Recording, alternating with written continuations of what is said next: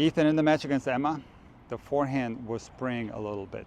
In the very beginning, you were scared to hit it, and you were very careful with it. And then, with my instruction, I told you to go for it a little bit more, right, but you went for it too much. And yeah, something happened on your forehand that's very common. There was a release of the wrist. Wrist went forward like this. It turned it into a slap shot forehand. When that happens, the ball explodes, and it doesn't miss by a little bit, it misses by a ton. yeah, Like it goes way out. The wrist is coming through, okay, and you're unable to control it. yeah, So one way to solve this problem is by not going all out, obviously. right, I don't want you to hit at a 100% power level. I don't want you to go above 90%. okay, Okay? But another thing that can help tremendously in getting rid of this is working on the swing path, yeah, and making sure that the wrist indeed does not come through, but that it goes upwards like this instead of coming through. right, That we create more of a topspin swing path. Now you know how to make this swing path when you hit the ball slower.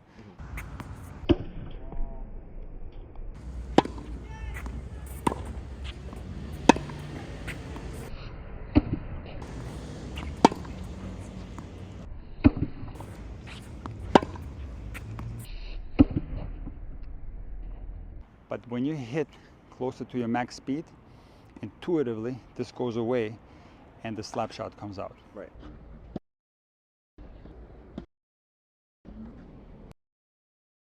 In your loop, you start dropping the racket a little too soon and you're sitting here in the back, so it's not as continuous, the movement. yeah, And it's not only that, but the wrist also has a tendency to straighten out. So when you hit this spot right here, your wrist is more neutral. So what we can do is the following.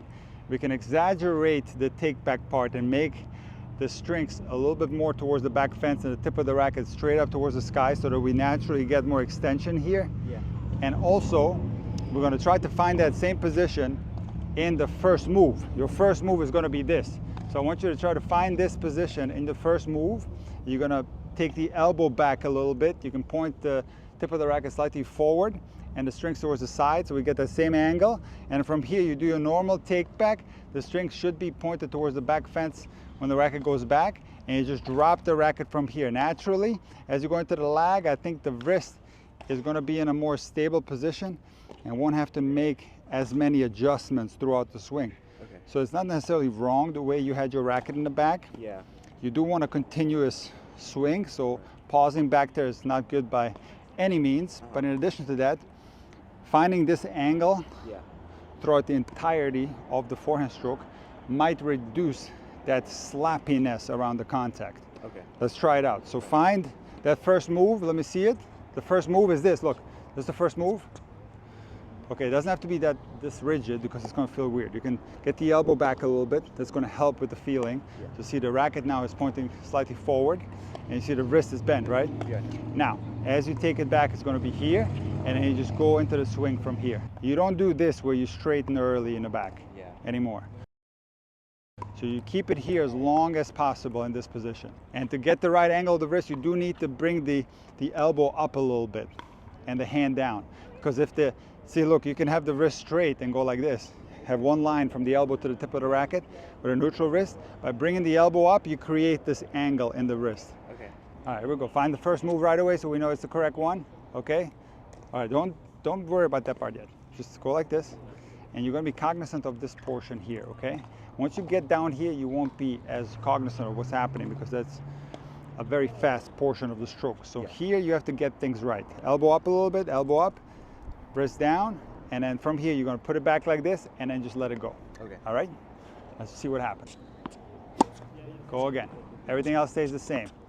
You still want to come underneath the ball. You still want to have a vertical swing path.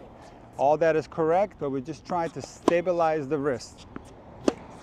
What do you think? yeah, that feels a lot heavier, It feels heavier and less slap happy, right? yeah, way better, Can you remember how to get to this? Because it's having an immediate positive effect on your forehand, and I think you should continue with this. But the important thing is that you can find this alone. Show me. How are you going to find this? Right. Elbow up, hand below the level of the elbow. That is the important thing. Right here. This is your position. Here, and then you just take it back, I think naturally it's going to be up a little bit more, and then you just let it go from there. Way better, Ethan. Come again. That looks so much cleaner. You got a smile on your face, man. You like this? It feels good. And no more spray shots. I haven't seen you spray one. Normally, out of 10 forehands, you have at least 2 where the ball goes straight into the back fence. Yeah. When you hit very hard. Right. Way better. Come again. All right, let me feed you. Come. Go again. Better. Better. Way better, Ethan. Way better. Go again. Way better. Way better. Look at this forehand. Come again.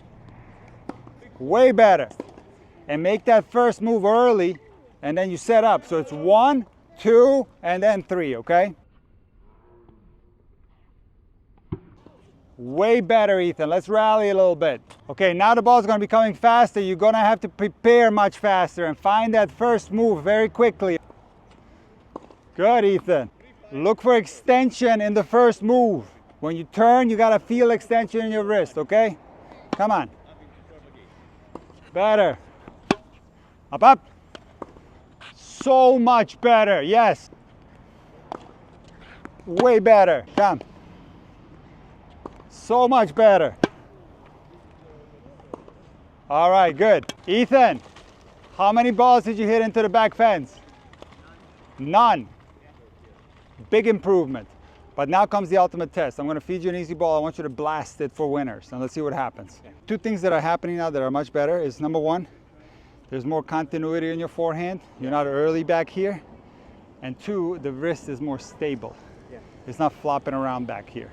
The thing about the wrist is that since you're already extended, when you get into the lag, it doesn't hurt at all because it's only going to further extend. Right. It's already extended going down into the drop, and then when you go forward, it's going to create a further extension through the lag, which is created by the forward movement of the arm. You don't have to worry about anything. This is not going to restrict movement in any way. And also, you are getting more spin. Why? Because when you make a slap shot and you go like this takes all the spin out and ball just goes straight like a rocket into the back fence. Now when you're missing, I'm still seeing shape on the ball and you're hitting a heavy topspin. Right. Because wrist movement here takes all the spin out. Yeah. All right, much better. Go ahead and blast it now. Let's see if it all falls apart. You going 100%? Keep it at 90, buddy. Come on, not 100. Better, come on.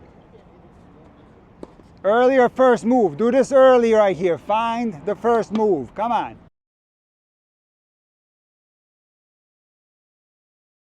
Ethan, avoid the temptation to go here too early. Even though you get in the correct wrist position better than before, I don't like this because this takes out the continuity of the stroke and reduces the range of motion. Your first move is going to be the racket going here to the side, and that's where you find that extension in the wrist in your first move, where the racket is more towards your side. And then as you take it back, you just maintain everything because you want to be able to have a continuous stroke without any interruptions, because if you go here, you interrupt and then you keep going. You're taking out the flow of the stroke and you're actually reducing acceleration because you have to start from a later place without extra space, and it's going to make it worse. Good. Again. Yes. Better, Ethan. Come. So much better, even though you missed it. I like it. Way better. Come. Wow. Yes.